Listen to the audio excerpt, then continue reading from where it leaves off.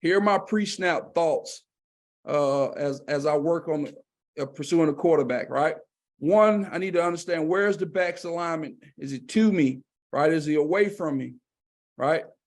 And where are we at on the field? Is it third and long? Are we in the red zone? Any cues, right? Is it a possible screen down? Then I want to identify what is the offensive lineman's strengths and weaknesses, right? As I've been studying all week on film, is he an oversetter, right? Is he a soft setter, right? What kind of set is he expected to give me, right, during this game, right? Then as we work on that, what move have I used? I ask guys all the time, what's on your playlist, right? You got a friend over to the house and you're trying to make her feel comfortable, right? What's your slow jam? What's a break-off song that you get her comfortable? What's your next follow-up song, right? You know, what are the things you're going to do to set up this to get to your final goal in terms of pursuing the quarterback, right? And then get off your mark. What's your best trigger, right? Is it 3 and a B, and how do we want to get there based off the approach, the move, and the finish?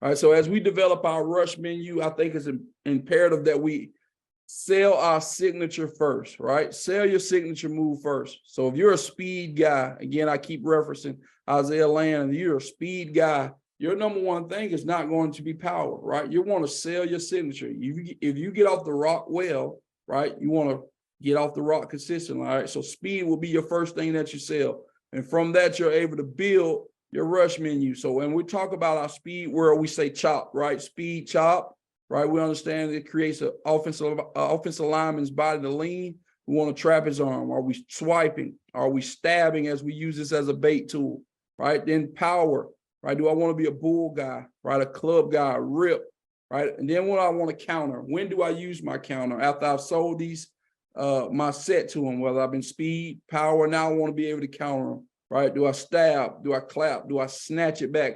Right? Whatever these moves are that you utilize. Now, if I'm selling my signature first, I'm a speed, doesn't necessarily mean my next rep has to go to power.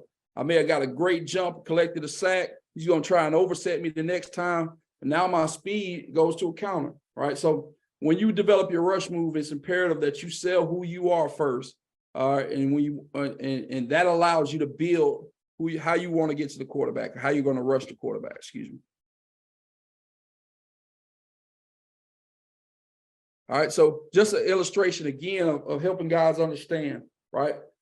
Stab for us is a bait tool, right? I don't have huge ends, right? All right, but we can utilize our long arms or our length, right? And understand I want to stab guys to get them to bait them, right? Create first contact, right? And then combo with a secondary attack, right? So I can go stab club, stab rip.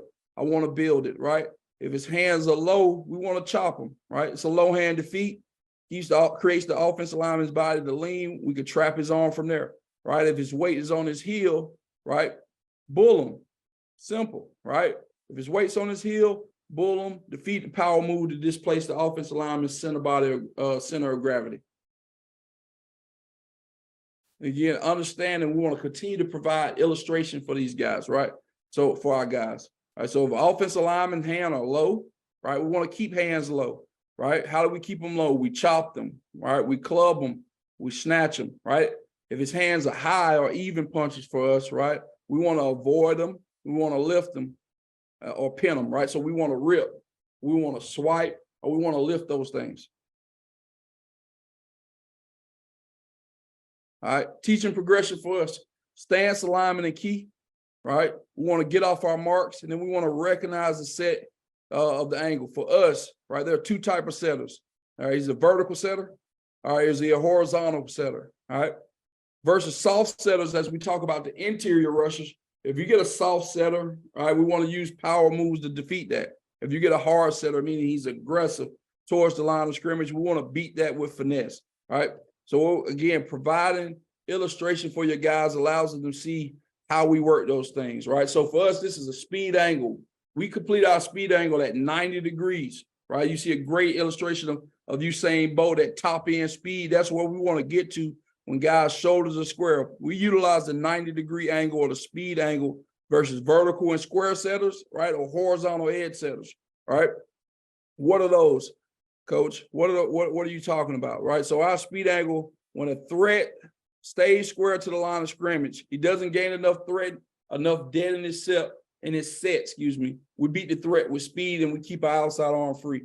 Our predetermined rush, which we have to have in our mind once we identify the set, we want to chop, dip, and rip, right? Or we want to double swipe. We want to keep the edge short, right?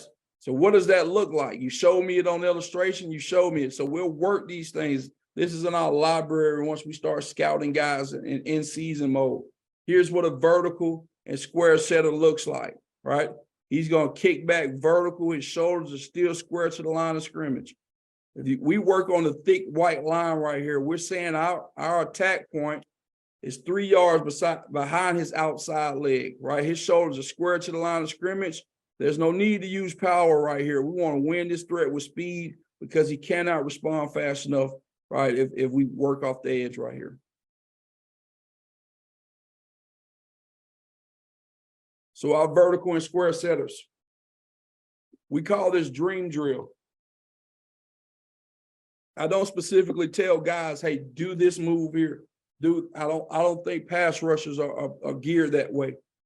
Right? You can tell Picasso, you can't tell Picasso what to paint. You just give him the paintbrush and the paint and you allow him to work. Same thing with pass rush, right? Dream drill for us allows guys to identify sets, right? And understand what kind of sets that we're getting, but it also allows guys to work different hands, right? So you'll see different rushes from each guy, making sure that your rush fits your body type, right? Or fits your body description.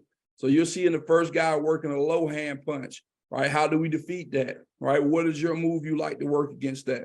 You see a guy working an even punch. How do you want to work and defeat that, right? So it allows guys to, one, visualize what, again, being a great teammate, visualize what kind of setters we're getting, right? What kind of hands you'll get, and then how can you defeat it, and how can you start to build your playlist on what moves work best for you.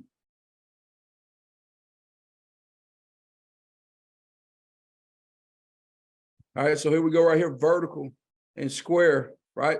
You see this guy working on the outside half of it. He kicks back vertical, his shoulders are square.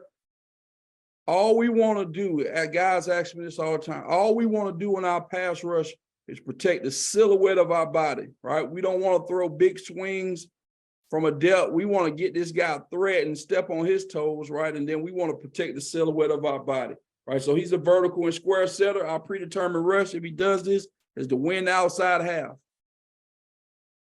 So we want to take it from drill, right, to game, right? He's a vertical setter. We want to chop, dip, and rip, right? It's easy for us. If the angle is there, we want to keep the angle. We're working on his outside half. If I want to win the threat with speed, he does not have enough, right, to stop me if I just continue to pressure with speed.